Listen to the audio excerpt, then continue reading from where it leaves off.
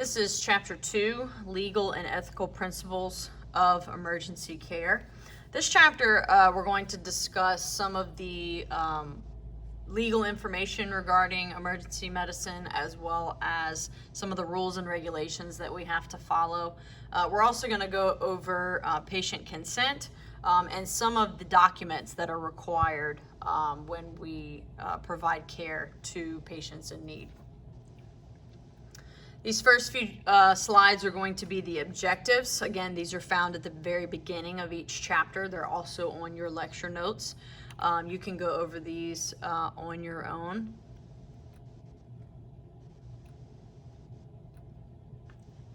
Okay, so we'll get started right here at legal duties. I'm on page 19 in the textbook if you're following along there. Let's get started with the Good Samaritan Law. The Good Samaritan Law was created to minimize exposure to liability and protect bystanders from the legality issues around an emergency call. We wanted to encourage bystanders to provide emergency care, not be afraid of possible lawsuit against them. So what was happening was basically, bystanders were providing emergency care to people in need, and those people in turn were filing lawsuit for whatever reason against those bystanders. So we saw this shift where bystanders were afraid of being sued, so they were not providing emergency care. So we created the Good Samaritan Law to protect bystanders. So basically, if you are acting with good intent and you are trying to help to the best of your ability, then you will be protected by the Good Samaritan Law. Keep in mind that Good Samaritan only protects individuals who are at a volunteer status, which means you have to be a bystander, a volunteer, receiving no compensation as a medical professional at the time. If you are on shift and receiving compensation, Good Samaritan Law does not protect you, only in the situation where you are a volunteer bystander. Now, you do have to remain within your scope of practice, right? So even as a bystander, if you are trained in CPR only, then you are to provide CPR only. Anything else, you need to wait for paramedics to arrive. Now, if you are trained as an EMT or a paramedic, you can operate those skills within your scope of practice, and Good Samaritan Law does protect you. Let's talk about duty. A duty is a moral or legal obligation to provide care. And there are some situations in which you will have a duty to act and some situations where you do not. Now, if you are on shift working or volunteering as an EMR, you have a legal obligation to provide care within your scope of practice. So you have a legal duty to act, especially if you are being compensated as a medical professional. For example, an EMT is working a 12-hour shift on an ambulance. They have a legal duty to act in that situation because they are being compensated and they are working as an emergency medical technician. Now, a volunteer, for example, let's say you are a bystander walking through the park and you see somebody collapse. You, at that time, do not have a legal duty to act. Now, that does not mean you won't act. Morals will indicate that you probably will provide care, but as far as legality goes, you do not have a duty to act in that situation. Okay, let's talk about standard of care. We need to provide care and we need to act and help patients as best we can. But we also need to provide a high standard of care. Okay, we need to do certain things. This is based on your level of training. It's based on common practice, current research, your local protocols, and standing orders. So it's always good to ask yourself, did you do the right thing at the right time for the right reasons? If the answer is yes, then you provided a high standard of care. For example, let's say we have a patient in cardiac arrest. The local protocol says that we are to attach an AED and administer a shock, right?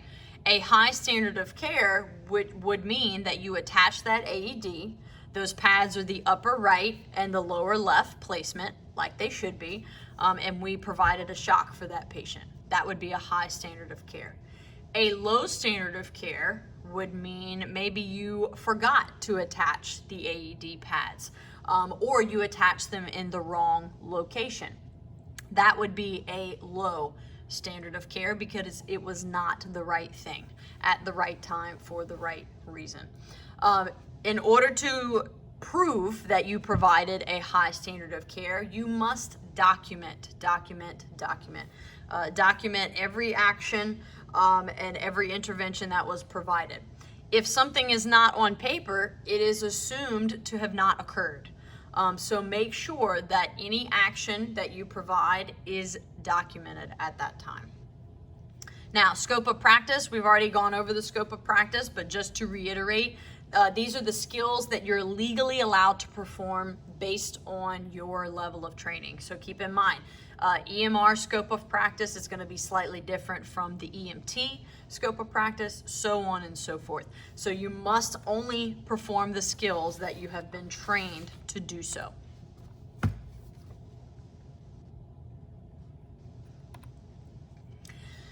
Okay, let's talk about ethics. I'm on page 20 and 21 of the textbook.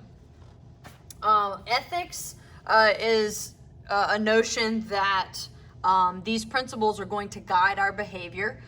We consider these principles to be right, good, and proper. So basically, ethics is doing the right thing at the right time. Behavior that is ethical means that the behavior is appropriate, it's proper, and it's what should be done. Behavior that is unethical would be the opposite of that.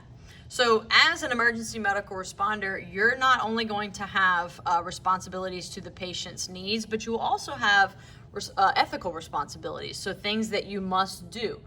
For example, we have to put the patient's needs before our own, so as long as it's safe to do so. Okay, so I'll give you an example. Let's say you're working as an EMR at the firehouse. You have just sat down to eat lunch. The tone goes off and you are to respond to a patient who has fallen off a roof. The ethical thing to do would be to put down your lunch, get in the truck, and respond to that call. The unethical thing to do would be to finish your lunch before you respond to that call. Now keep in mind, this is so long as it's safe to do so. So your safety, remember, is top priority. So at any time the call or the situation puts you at an unsafe situation, then you have a right to back away. But any other time, if the situation is safe, you need to care for that patient's needs before your own. Next, we need to see that our patient receives appropriate medical care. Right? So if you're on scene and you see somebody doing something incorrectly, it is your job to make sure that that action is corrected so that that patient is not harmed further. You must maintain an open mind regarding social, economic, and cultural differences. That is an ethical responsibility of yours.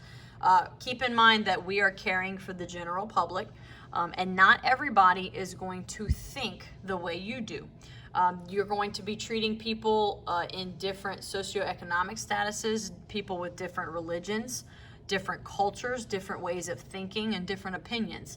And even though you may not agree with them, you still must treat them as you would any other patient. And that leads us to our last one: treat all people equally and provide the highest standard of care. Every patient deserves the highest standard of care, even if you do not believe they deserve it. Okay, remain competent in skills and your knowledge. It is a part of your ethical responsibilities to make sure you're participating in continuing education. Make sure you're practicing those skills so that you are ready for whatever situation is given to you. Lastly, be honest in reporting the care provided. So if we reported that we provided a certain amount of care, it needs to be honest. If you made a mistake, and let's be honest with ourselves, we are going to make mistakes. We are going to make errors, some big, some small. If you make an error, it needs to be reported immediately. The reason is because that error can possibly lead to the patient becoming more ill or more injured.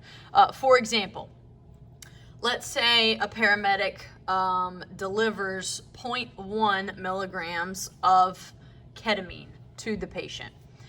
In their report, they said they delivered 0.01 milligrams of ketamine to the patient.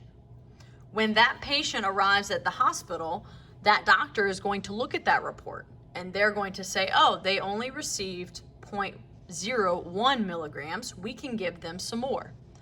In all actuality, they received 0.1 milligrams of ketamine, which could make a big difference in somebody's body chemistry.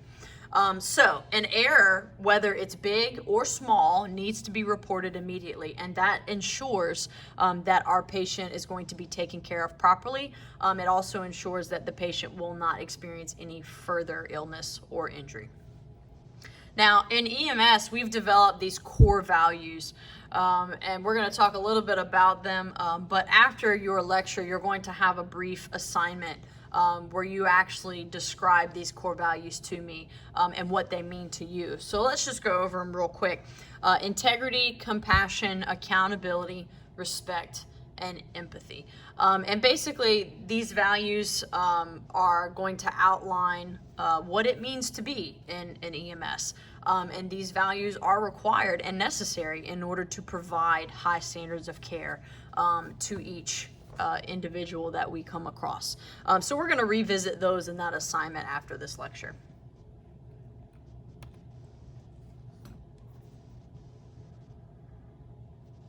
Okay, I am on page 21 in the textbook. We're going to move on to the notion of consent, and consent is extremely important in the medical field. Consent, by definition, is the legal term for given formal permission for something to happen. Okay, so consent means that you are allowing certain people to do something, right? EMRs must receive permission from the patient before legally providing care, right? So before we provide help to that patient, we must receive their consent. When you introduce yourself, hi, my name is Megan, I am an EMT. Can I help you? Right? Or do I have permission to help you? We have to ask their consent before we provide it.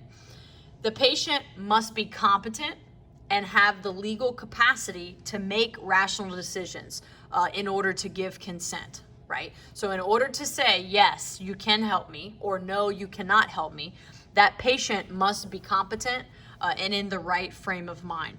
And we're gonna talk a little bit more about that. So let's first talk about capacity. What does it mean to be capable? Capacity is the patient's legal right and ability to give consent for his or her own care, okay? So patients are allowed to either accept care or refuse care, okay? Let's talk about what individuals are considered capable, what individuals have the capacity to do this.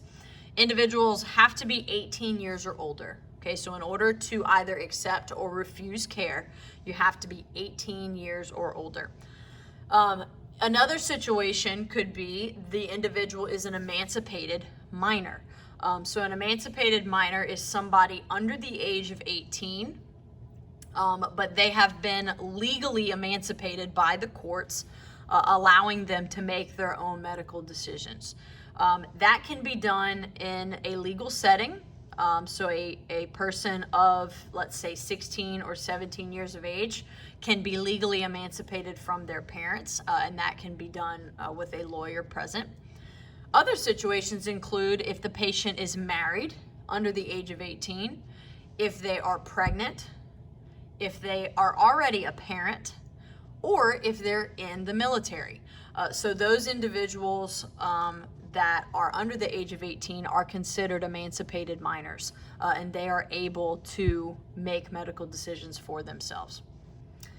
Incapable individuals include individuals that are incarcerated, so those that are in jail for whatever reason. They are not allowed to make medical decisions on their own. Also, mentally ill individuals. If we have an individual who has a mental illness, that also makes them incapable. Now, those individuals typically will have what's called a power of attorney. They have somebody designated to make those medical decisions for them. Let's talk about competence. What does it mean to be competent? A patient's ability to understand the situation, they understand our questions, and they know the implications of his or her decisions. That indicates that the patient is competent. They can understand what's going on. They understand the things that you are asking them, and they know what will or will not happen if they accept or refuse care. In order for an individual to make medical decisions, he or she must be capable and competent.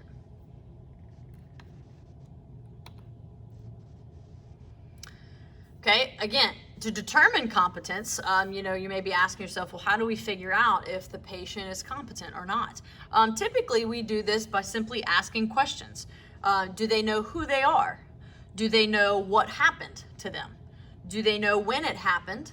And do they know where they are? If they are aware of their surroundings and they're able to answer our questions clearly and they have the capability to make those decisions, we can deem them as competent. Now let's talk about some situations where the individual may be incompetent. Anytime we have a minor, other than an emancipated minor. So if we have somebody under the age of 18, for example, a child, right? 12, 13 years old, they are considered incompetent, which means they are not allowed to make their own medical decisions. Their parents or their guardians will make those decisions for them. Anytime somebody is under the influence of alcohol or drugs, they are considered to be incompetent.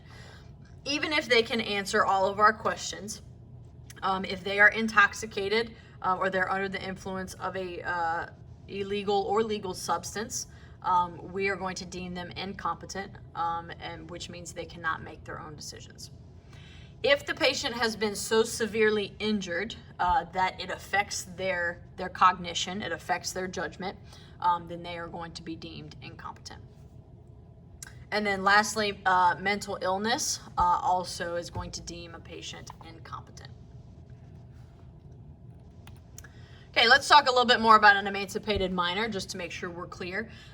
These are individuals who are under the age of 18, but they are legally allowed to make their own decisions regarding medical care. And again, these individuals can be married, if they are pregnant, if they are already a parent, if they are a member of the armed forces, or if they are legally emancipated and living away from home and they are financially independent. Those individuals are allowed to make their own medical decisions. Now, let's talk a little bit about consent. There's two types of consent that we're going to seek out in the medical field. So we'll talk about the difference. Expressed consent means that the competent adult is going to make a decision to either accept or refuse emergency care.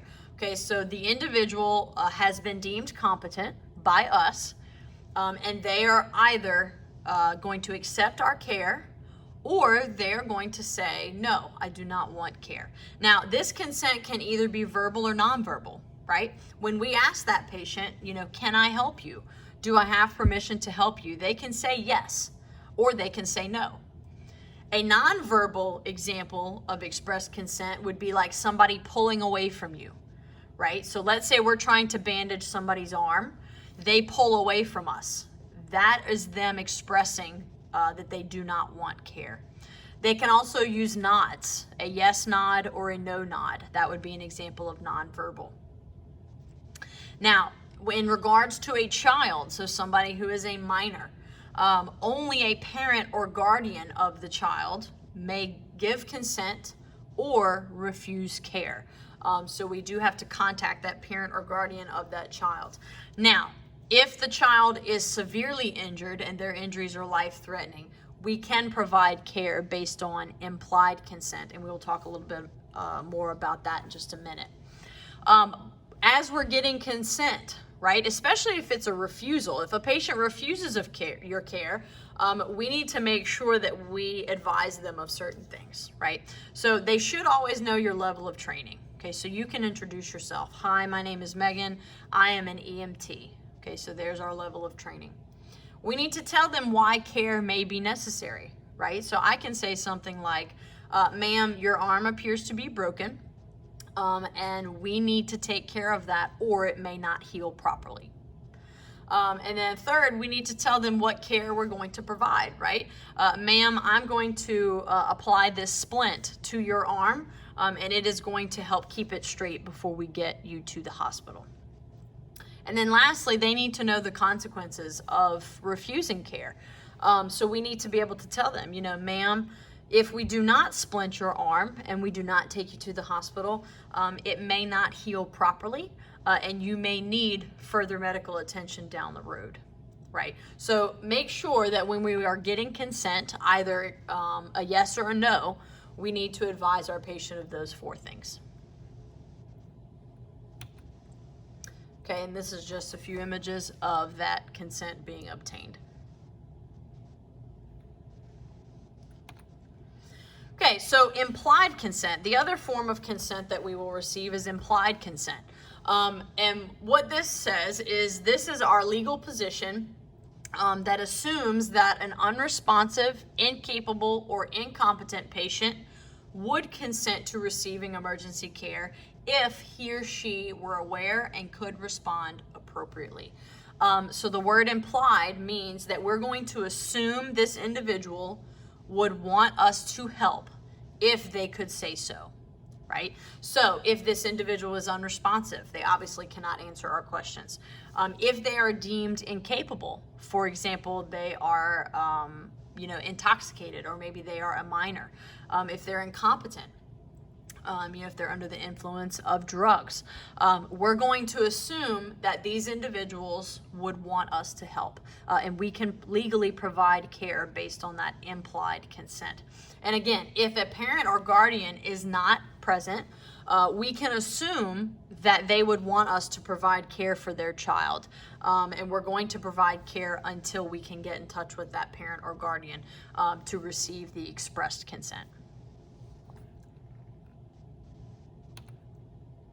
Okay, and here's a situation there. The child needs help, and there are no parents or guardians around, so we are going to provide that care until we can get in touch with the parent or guardian. Okay, let's talk specifically about refusal of care. There's plenty of reasons why patients will refuse care. Some of your patients are afraid that they're going to be in trouble. Let's say they are intoxicated or they're under the influence of drugs. They may refuse care because they feel like they may be in trouble with the law. And it is our job to make sure they know that we are not law enforcement. We are simply trying to provide emergency care for their illness or injury. Other patients may refuse care because they fear of going to the hospital, especially elderly adults. They do not want to go to the hospital because a lot of the people they know have been sick or injured, and they have gone to the hospital. Some of them may even have died. So fear is another reason. Cultural and religious beliefs is another reason why people refuse care. So regardless of what the reason is, capable, competent adults do have the right to refuse your care for any reason they choose. And again, you do not have to agree with it, but we do have to respect it. The refusal can be verbal or nonverbal, right? So they can verbally say, no, I do not want your help, or no, I do not want to go to the hospital. It can also be nonverbal, right? They can shake their head no, or they can pull away from you, right? They can shut and lock their doors so you can't get in. That is a refusal of care. Keep in mind that when a patient refuses care, we have to respect that. If you attempt to restrain or provide care against the patient's will, you could possibly be charged with assault and or battery. So if a competent adult refuses your care and you provide it anyway, you can be charged with assault and or battery.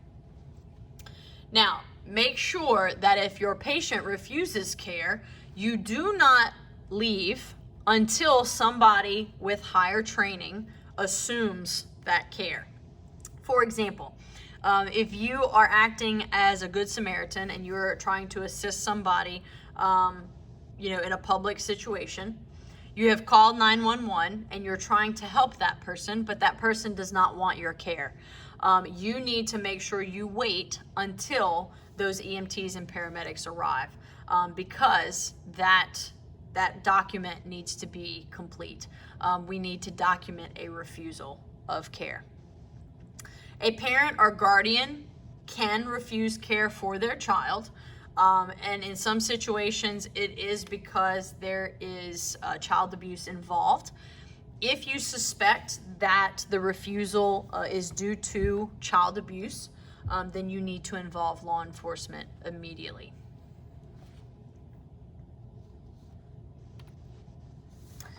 Okay, so when somebody refuses your care, there's a few steps that we need to take. Always stay calm and professional. Okay, make sure that you are keeping the situation calm and not escalating it. Make sure you inform the patient of potential dangers of refusal. If we have somebody who is in a life-threatening situation and they are refusing care, we need to be able to tell them that this may result in death if they don't seek out medical help. It is not meant to scare the patient, but it is meant to inform the patient so that they can make an appropriate decision. Do your best to identify the reasons. Sometimes we can identify the reasons they're refusing, and there's ways around that. If it is fear, right? Let's say the patient is afraid of going to the hospital because they're afraid they're not going to come out. Try to use family and friends. Try to use individuals that patient, trusts.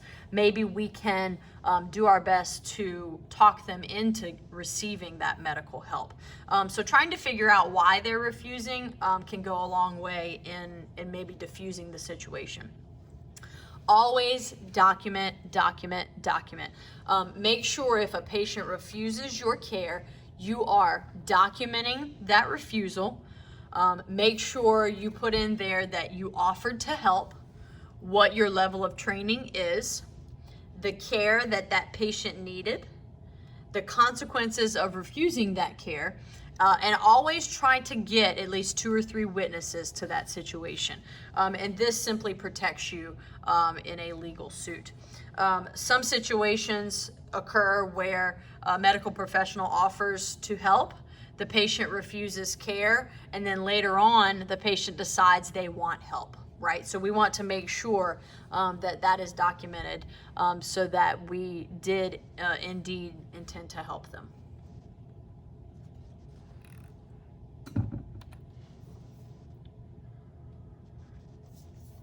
Okay.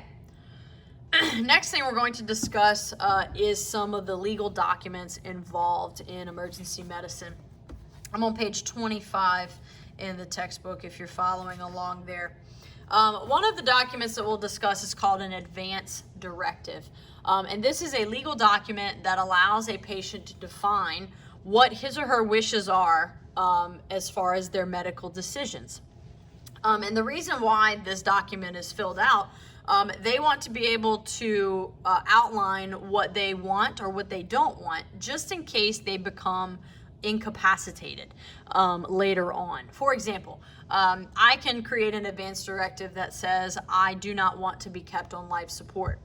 Now that's not an issue at this moment. However, let's say in a week or so I am in a severe car accident and I cannot make my own medical decisions because I'm severely injured.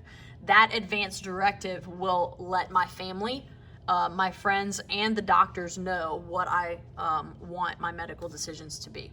So in that document, you can include quite a few things. First of all, you can include designation of a power of attorney.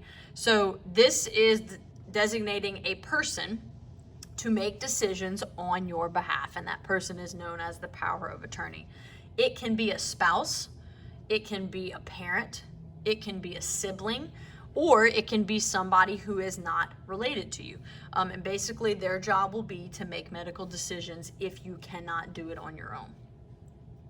This advance directive can also include a do not resuscitate order, a DNR order. And this basically says that if you are to go into cardiac arrest, you do not want anybody to resuscitate you. You do not want CPR or an AED.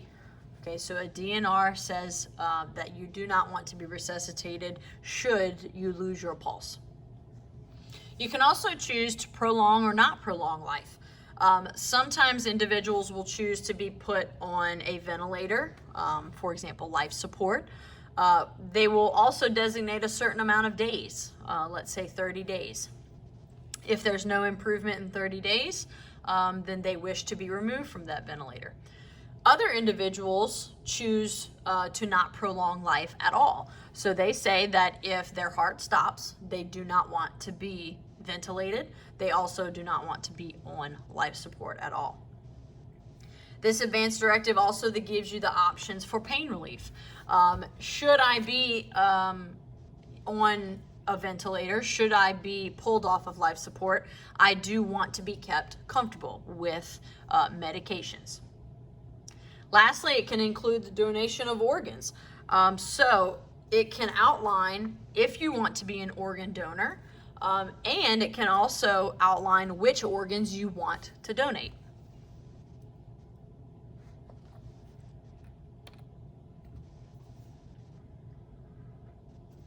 Okay, let's talk a little bit more specifically about a DNR order. And these are really the most common legal documents that we run into.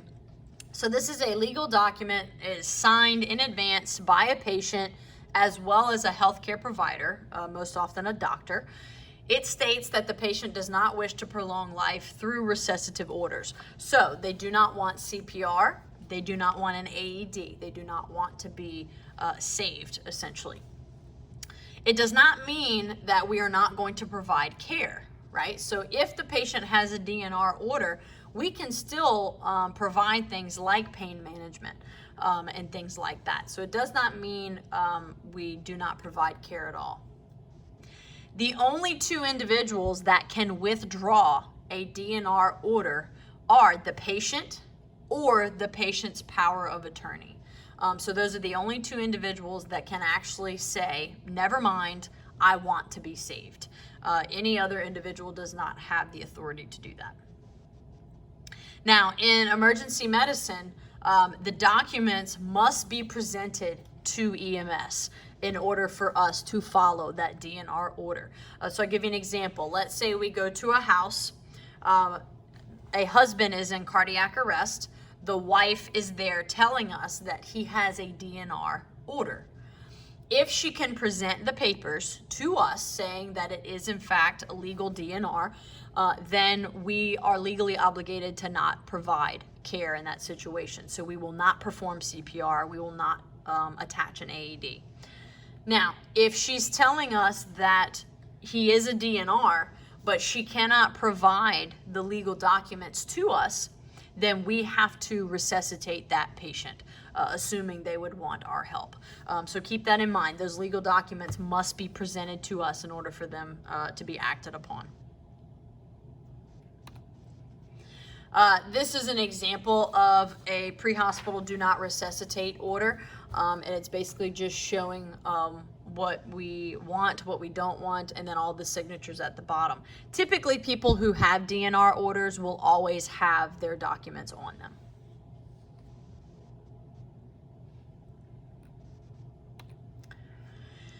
Okay, let's talk about another notion that we're going to discuss for legality purposes, and that is the notion of negligence. Negligence is a situation in which a care provider did not do what was expected or did something carelessly to the individual. Okay, so they either did not provide care at all or they did not provide the correct care.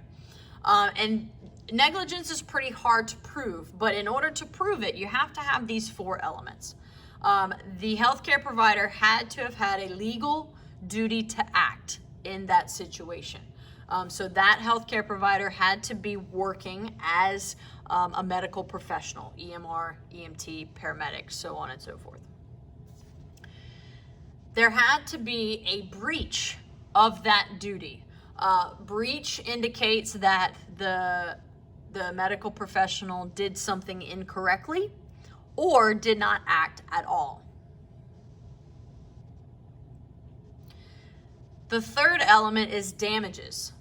Was the patient damaged as a result of that breach of duty? Did the patient suffer either further illness or injury or death? And the last element is causation. Were those damages directly caused by that medical professional's breach of duty? If you can prove those four elements, then you indeed have a case of negligence. Now, remember, EMRs have a legal duty to act when that EMR is on shift, working, or volunteering as that medical professional.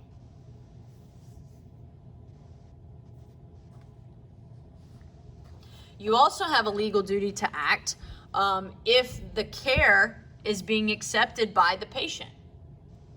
So if you offer help to a patient and they accept that help, you do have a legal duty to follow through with that care. You cannot offer care and then decide not to help.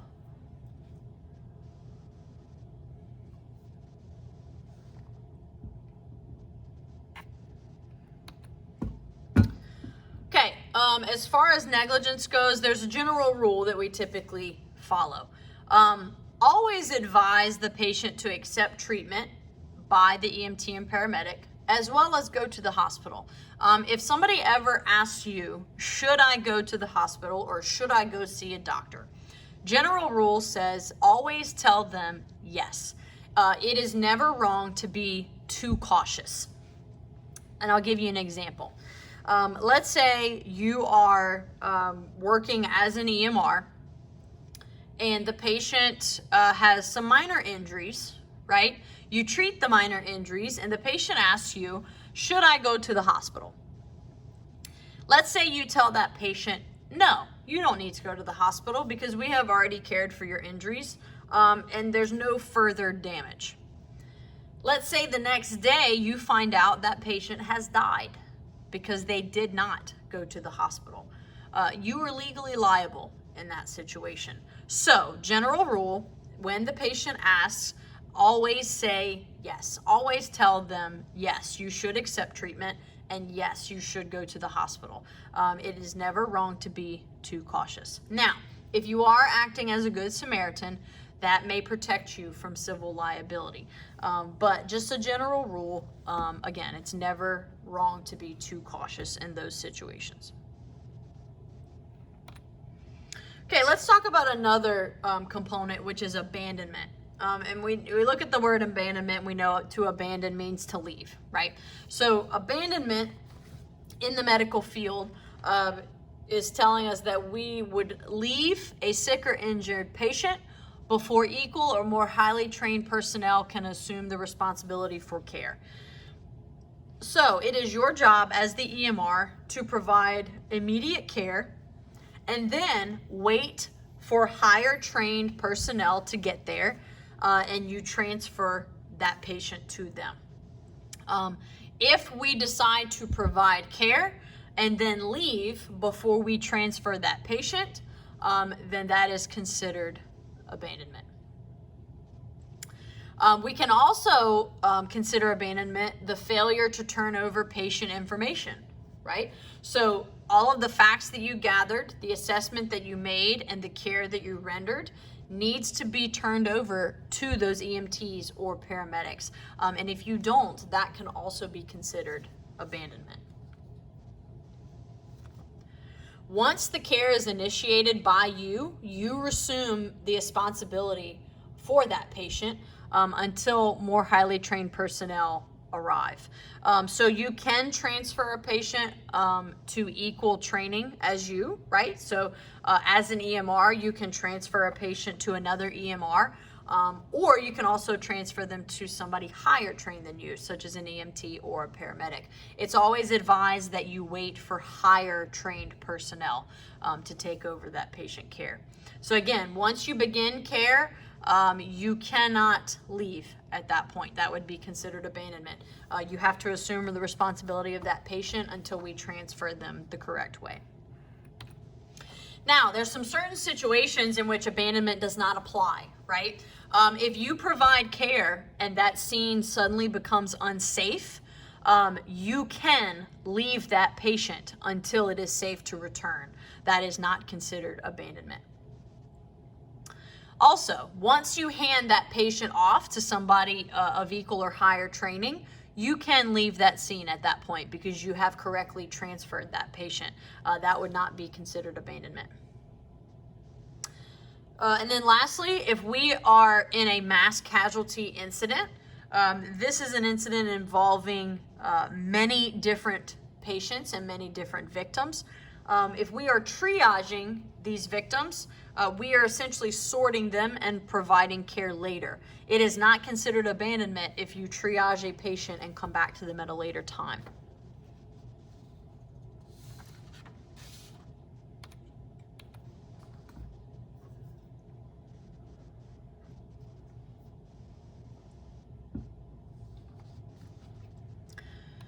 Okay, let's continue with confidentiality. And this is a very important topic in regards to emergency medicine and really the medical field as a whole. Confidentiality means that we need to keep a patient's situation and personal information private. We may not speak to family, friends, or the public regarding the patient's situation or personal information. This is a notion that is there to protect patients' right to privacy, right? A patient has a right to maintain their privacy during a medical event. Information can only be released if the patient has authorized you to do so in writing.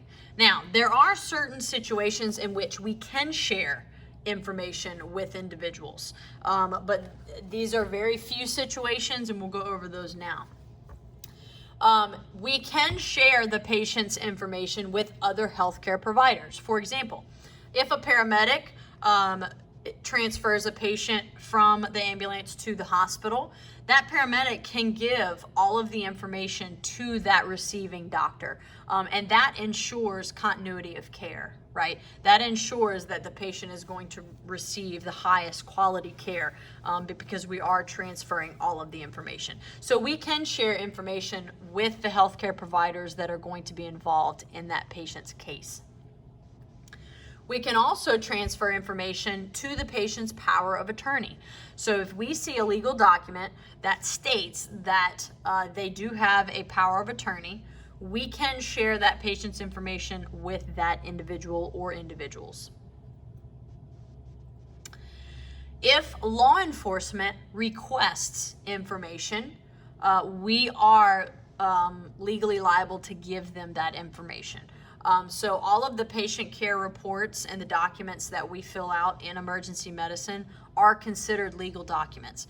So if a law enforcement officer or a court system asks for those documents or information, we have to give it to them. Especially if we have a judge that subpoenas their medical records, we cannot withhold that information from those individuals. Okay, the law involving confidentiality is known as HIPAA. You may have heard of it before. It is the Health Insurance Portability and Accountability Act. And it basically gives patients control over their healthcare information, and it limits the ways that that information is stored and shared. So basically keeps their information and their medical information private. Rule of thumb, when in doubt, do not say anything. Don't share anything. If a media representative comes to you, if a news channel comes to you, even if a bystander comes to you and wants to know what happened, rule of thumb, when in doubt, do not share anything because you could be violating HIPAA. So in this situation, you see the bystanders in the background. You see the firefighter. He is transferring information to the EMT or paramedic. That is okay because they are both involved in the patient care. However, the bystanders in the back, they do not receive any information because we have to keep that person's information private.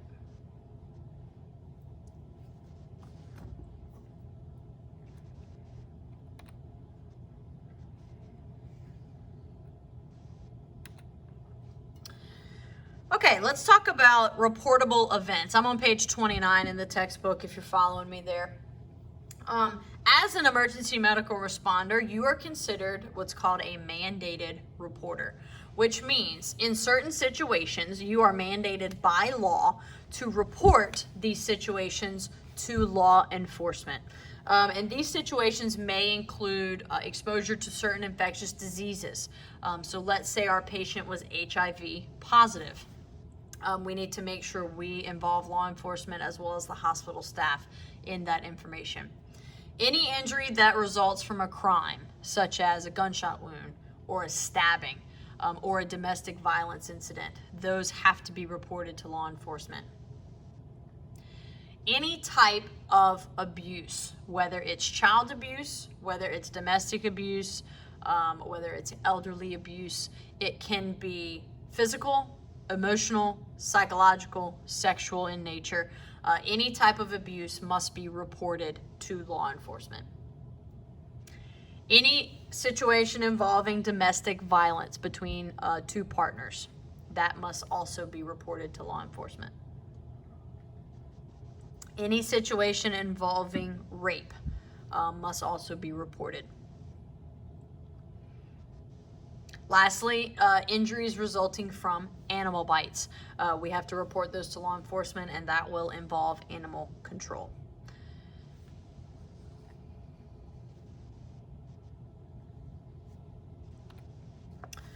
Okay, let's talk about a few special situations that we may run into in emergency medicine. Organ donors. So lots of patients and individuals decide that they are going to be organ donors when they die. And some of them have even completed a legal document, that would be in that advance directive, that allows for the donation of their organs and tissues. They can decide whether they want to donate everything or they can decide which specific organs and tissues they wish to donate. Now, as far as emergency medicine goes, the care does not differ in any way from a donor versus a non-donor. We are going to care for that patient and provide the appropriate interventions regardless of that situation.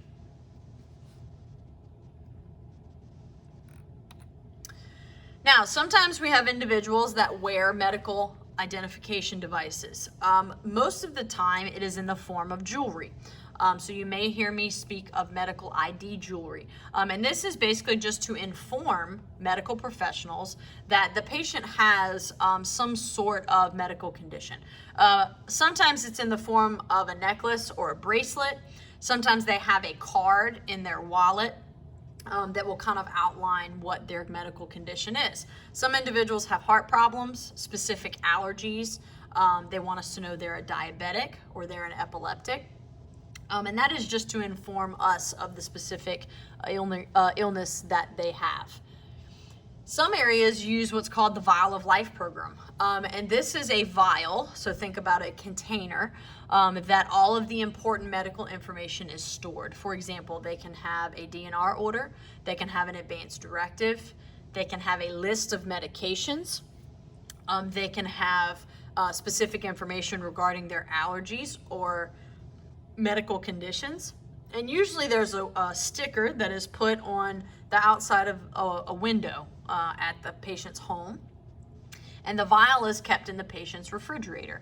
And we look for those once we enter that home to see if they are a member of the Vial of Life program. And that tells us where we can find that medical information. This is a picture of medical ID jewelry. So sometimes it will be a bracelet, and then you can flip that little piece over and it will tell you the patient specific medical situation.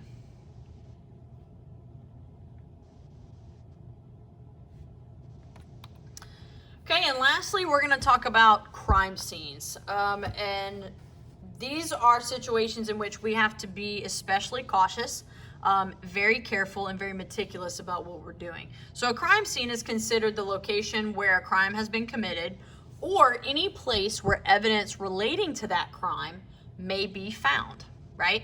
And the first thing that we need to make sure is that we do not enter that scene until it is safe to do so, or until you are instructed by law enforcement. So a lot of times what ambulances will do, they will receive a call, let's say for a gunshot wound, and they will be ordered to stage in the area, which means they will pick a location several blocks away. They will park the ambulance and they will wait for what's called a code 4, which means law enforcement has entered the scene, and law enforcement has cleared the scene, meaning it is safe for us to enter. Once it is safe for medical professionals to enter, then the EMTs and paramedics will go to that scene and begin care. Now, if you are on a crime scene, we need to make sure we make as little impact on the scene as possible. And that is simply to preserve evidence. Even though our priority is to care for that patient, we need to make sure that we assist law enforcement in preserving that evidence so that the people responsible can be prosecuted. So, if the patient has a bullet or knife hole in their clothing, let's try not to cut through it, but cut around it if we can. All of that clothing is going to go to ballistics, and that is going to be examined as evidence. Anything that is around the scene needs to stay put, right? So let's not move anything if we don't have to. That includes knockdown furniture.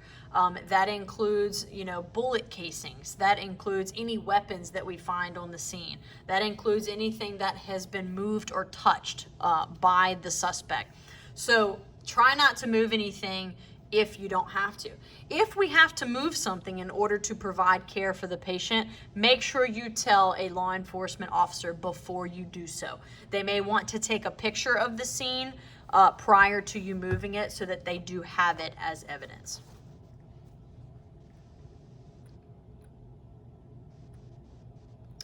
Okay, that is the end of chapter 2. Be on the lookout for that assignment involving those EMS core values.